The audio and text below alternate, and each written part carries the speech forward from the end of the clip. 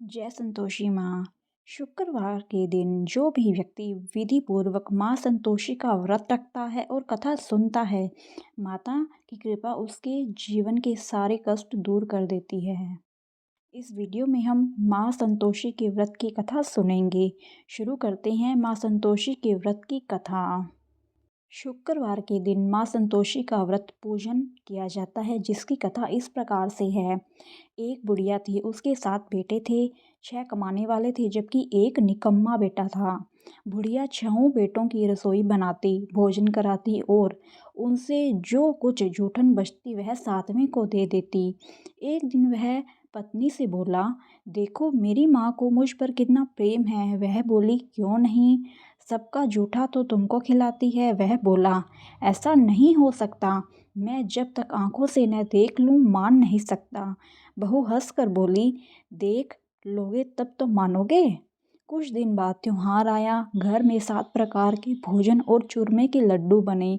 वह जांचने को सिर दुखने का बहाना कर पतला वस्त्र सिर पर ओढ़े रसोई घर में सो गया। वह कपड़े में से सब देखता रहा। 6 भाई भोजन करते आए।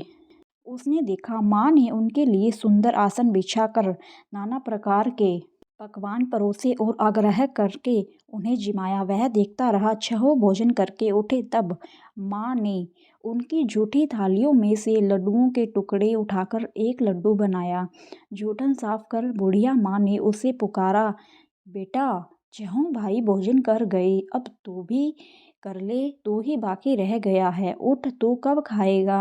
वह कहने लगा, माँ मुझे भोजन नहीं करना, मैं अब परदेश जा रहा हूँ। माँ ने कहा, कल जाता हो तो आज चला जा। वह बोला, हाँ आज ही जा रहा हूँ। यह कहकर वह घर से निकल गया।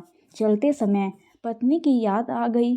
वह गौशाला के कंडे थाप रही थी। वहां जाकर बोला, हम जावे परदेस, आवेंगे कुछ काल, तुम रहियो संतोष से धर्म आपनो पाल। वह बोली, जाओ पिया आनंद से हमारो सोच हटाए, राम भरोसे हम रहे ईश्वर तुम्हें सहाय। 2 निशानी आपनी देख धरो में धीर, सुधी मति हमारी बेसारियो राखियो मन गंभीर। वह बोला, मेरे पास तो कुछ नहीं, यह अंगूठी है सो ले और अपनी कुछ निशानी मुझे दे। वह बोली, मेरे पास क्या है, यह गोबर भरा हाथ है। यह कहकर उसकी पीठ पर गोबर के हाथ की थाप मार दी। वह चल दिया। चलते चलते दूर देश पहुंचा। वहां एक साहूकार की दुकान थी। वहां जाकर कहने लगा, भाई मुझे नौकरी पर रख लो। साहूकार को जरूरत थी। बोला, रह जा। लड़के ने पूछा, तनख्वाह क्या दोगे। साहूकार ने कहा, काम देखकर दाम मिलेंगे। साहूकार की नौकरी मिली। वह सुबह 7 बजे से 10 बजे तक नौकरी बजाने लगा। कुछ दिनों में दुकान का सारा लेन देन, हिसाब किताब, ग्राहकों को माल बेचना, सारा काम करने लगा। साहूकार के 7-8 नौकर थे। वे सब चक्कर खाने लगे, यह तो बहुत होशियार बन गया। सेठ ने भी काम देखा और 3 महीने में ही उसे आधे मुनाफे का हिस्सेदार बना लिया। वह कुछ वर्ष में ही नामी सेठ बन गया और मालिक सारा कारोबार उस पर छोड़कर चला गया। इधर उसकी पत्नी को सास ससुर दुख देने लगे। सारी गृहस्थी का काम करा के उसे लकड़ी लेने जंगल में भेजते। इस बीच घर के आटे से जो भूसी निकलती उसकी रोटी बनाकर रख दी जाती और फूटे नारियल की नारेली में पानी। एक दिन वह लकड़ी लेने जा रही थी। रास्ते में बहुत सी स्त्रियां संतोषी माता का व्रत करती दिखाई दी। वह वहां खड़ी होकर कथा सुनने लगी और पूछा, बहनों तुम किस देवता का व्रत करती हो और उसके करने से क्या फल मिलता है। यदि तुम इस व्रत का विधान मुझे समझा कर कहोगी तो मैं तुम्हारा बड़ा एहसान मानूंगी। तब उनमें से एक स्त्री बोली, सुनो, यह संतोषी माता का व्रत है। इसके करने से निर्धनता दरिद्रता का नाश होता है और जो कुछ मन में कामना हो वह संतोषी माता की कृपा से पूरी हो जाती है। तब उसने उससे व्रत की विधि पूछी। वह बोली, 1.25 आने का गुड़ चना लेना, इच्छा हो तो 5.25 आने का लेना या 1.25 रुपये या भी सहूलियत के अनुसार लाना, बिना परेशानी और श्रद्धा व प्रेम से जितना भी बन पड़े सवाय लेना। प्रत्येक शुक्रवार को निराहार रहकर कथा सुनना। इसके बीच क्रम टूटे नहीं, लगातार नियम पालन करना। सुनने वाला कोई ना मिले तो घी का दीपक जला उसके आगे या जल के पात्र को सामने रख कर कथा कहना। जब कार्य सिद्ध न हो नियम का पालन करना और कार्य सिद्ध हो जाने पर व्रत का उद्यापन करना। 3 मास में माता फल पूरा करती है। यदि किसी के ग्रह खोटे भी हो तो भी माता वर्ष भर में कार्य सिद्ध कर देती है। फल सिद्ध होने पर उद्यापन करना चाहिए, बीच में नहीं। उद्यापन में कढ़ाई सेर आटे का खाजा तथा इसी परिमाण से खीर तथा चने का साग करना। 8 लड़कों को भोजन कराना, जहाँ तक मिले देवर जेठ भाई बंधु के हो, न मिले तो रिश्तेदारों और पास पड़ोसियों को बुलाना। उन्हें भोजन कराकर यथा शक्ति दक्षिणा दे माता का नियम पूरा करना। उस दिन घर में खटाई न खाना। यह सुन बुढ़िया के लड़के की बहू चल दी। रास्ते में लकड़ी के बोझ को बेच दिया और उन पैसों से गुड़ चना ले माता के व्रत की तैयारी कर आगे चली और सामने मंदिर देखकर पूछने लगी, यह मंदिर किसका है? सब कहने लगे, संतोषी माता का मंदिर है। यह सुनकर माता के मंदिर में जाकर चरणों में लौटने लगी, दीन हो विनती करने लगी, माँ मैं निपट अज्ञानी हूँ, व्रत के कुछ भी नियम नहीं जानती, मैं दुखी हूँ। हे माता जगत जननी मेरा दुख दूर कर, मैं तेरी शरण में हूँ। माता को दया आई। एक शुक्रवार बीता कि दूसरे को उसके पति का पत्र आया और तीसरे शुक्रवार को उसका भेजा हुआ पैसा आ पहुँचा। यह देख जेठ जेठानी मुँह सिकोड़ने लगे, लड़के ताने देने लगे, काकी के पास पत्र आने लगे, रुपया आने लगा। अब तो काकी की खातिर बड़े की बेचारी सरलता से कहती, भैया कागज आवे रुपया आवे, हम सब के लिए अच्छा है। ऐसा कहकर आंखों में आंसू भरकर संतोषी माता के मंदिर में आ मातेश्वरी के चरणों में गिरकर रोने लगी। माँ मैंने तुमसे पैसा कब मांगा है? मुझे पैसे से क्या काम है? मुझे तो अपने सुहाग से काम है। मैं तो अपने स्वामी के दर्शन मांगती हूँ। तब माता ने प्रसन्न होकर कहा, जा बेटी तेरा स्वामी आवेगा। यह सुनकर खुशी से बावली होकर घर में जा काम करने लगी। अब संतोषी माँ विचार करने लगी, इस भोली पुत्री को मैंने कह तो दिया कि तेरा पति आवेगा, लेकिन कैसे? वह तो इसे स्वप्न में भी याद नहीं करता। उसे याद दिलाने को मुझे ही जाना पड़ेगा। इस तरह माता जी उस बुढ़िया के बेटे के पास जा स्वप्न में प्रकट हो कहने लगी, साहूकार के बेटे सो रहा है या जागता है? वह कहने लगा, माता सोता भी नहीं जागता भी नहीं हूँ, कहो क्या आज्ञा है? माता कहने लगी, तेरे घर बार कुछ है कि नहीं? वह बोला, मेरे पास सब कुछ है, माँ बाप है, बहू है, क्या कमी है? माँ बोली, भोले पुत्र तेरी बहू घोर कष्ट उठा रही है, तेरे माँ बाप उसे त्रास दे रहे हैं, वह तेरे लिए तरस रही है, तू उसकी सुध ले। वह बोला, हाँ माता जी यह तो मालूम है, परंतु जाऊं तो कैसे? परदेश की बात है, लेन देन का कोई हिसाब नहीं, कोई जाने का रास्ता नहीं आता, कैसे चला जाऊं?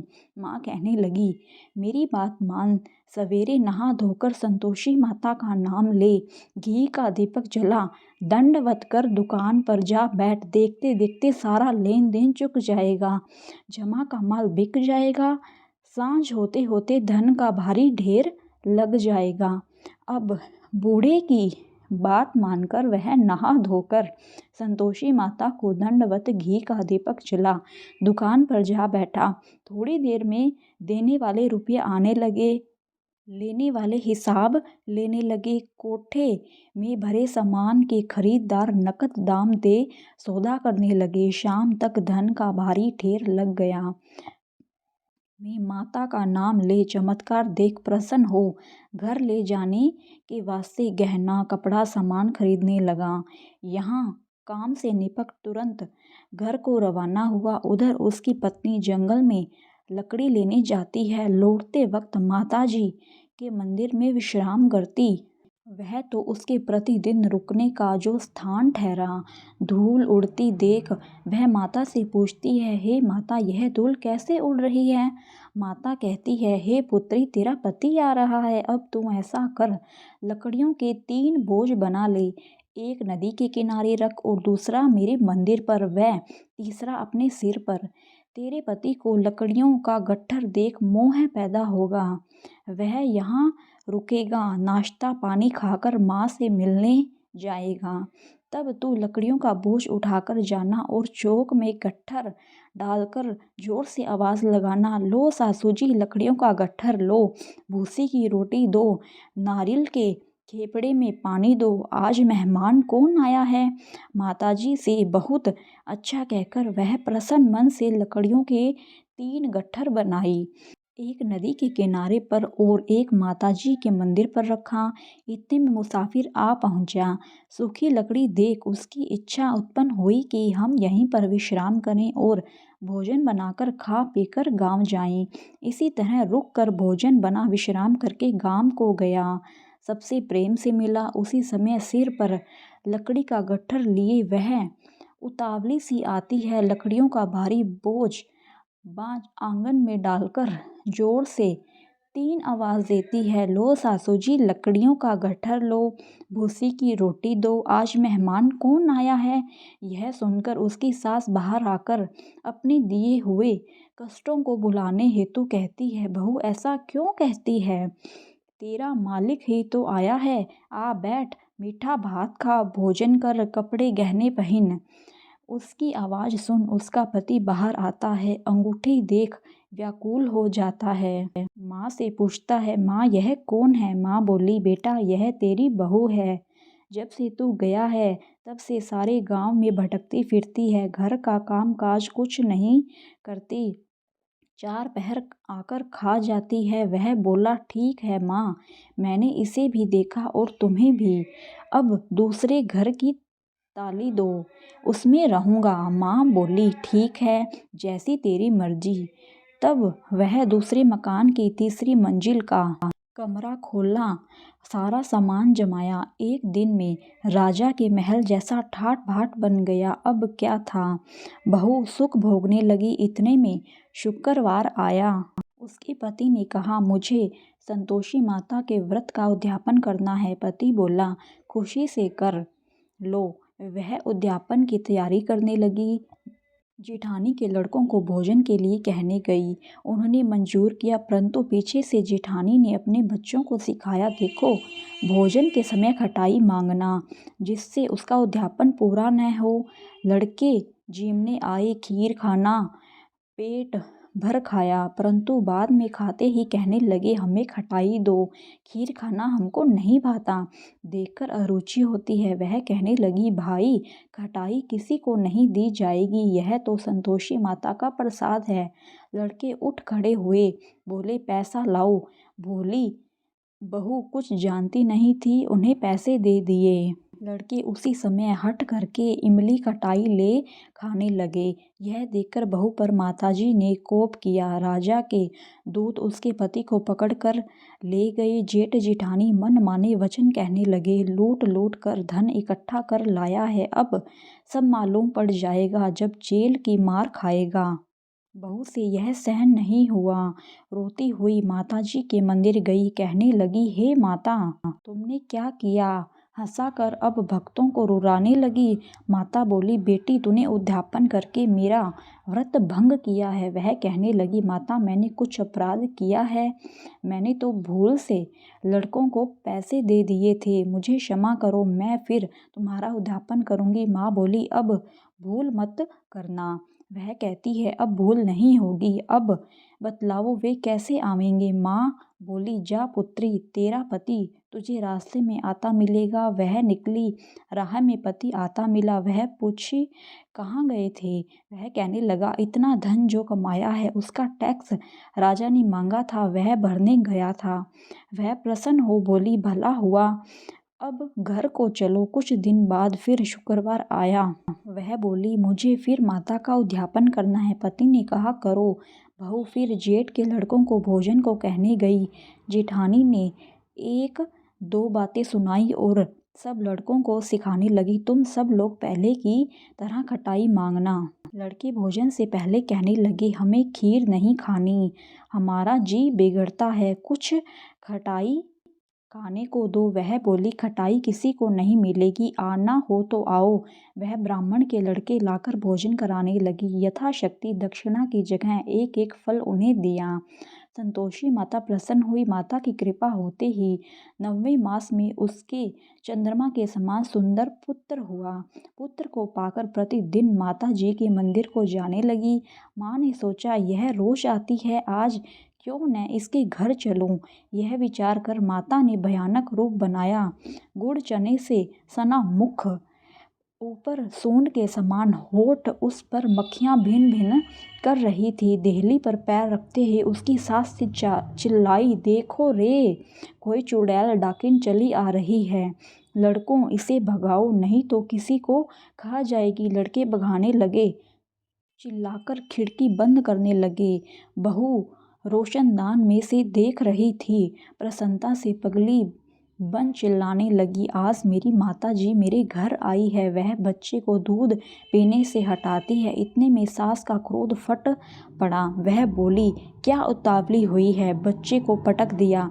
इतने में माँ के प्रताप लड़के ही लड़के नजर आने लगे। वह बोली, माँ, मैं जिसका व्रत करती हूँ यह संतोषी माता है। सबने माता जी के चरण पकड़ लिए और विनती कर कहने लगे, हे माता, हम मूर्ख हैं, अज्ञानी हैं, तुम्हारे व्रत की विधि हम नहीं जानते। व्रत भंग कर हमने बड़ा अपराध किया है। जग माता, आप हमारा अपराध क्षमा करो।